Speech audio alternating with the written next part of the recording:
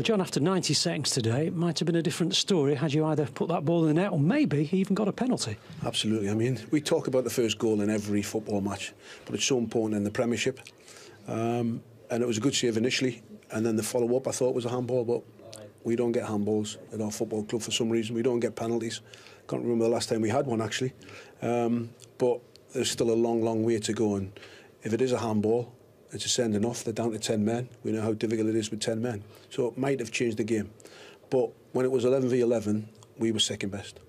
I think that's the point, isn't it? Because intriguingly, after you went down to 10, you probably had your best spell, did you not? We had our two best chances when we were down to 10 men, which is a little bit worrying because, you know, when the pressure's not on you, you know, you've lost a man, you're 2-0 down, then players want to play. Well, that's not for me, you see. You've got to play from the first whistle, 11v11, and give it the best. And it's disappointing that that's what's happened.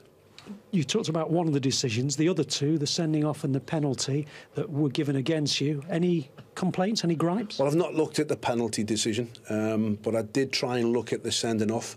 The footage we have maybe isn't great. It wasn't conclusive.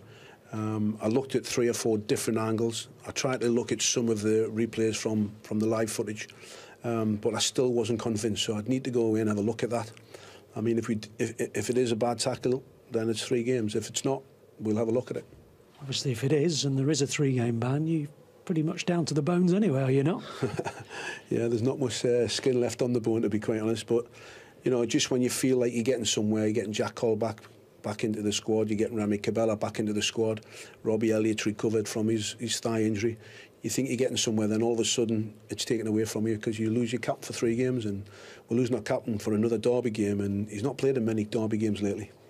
Just a quick thought now, because the last thing you wanted was the season to peter out, and the last thing you wanted was to get defeats and not responses. How can you address that in the remaining 8 games? Well, it's down to me to work with the players we've got. Nobody else can help other than my staff, who are great. We'll work on it. We'll have to look at different options now because, like you've already said, we're down to the bare bones.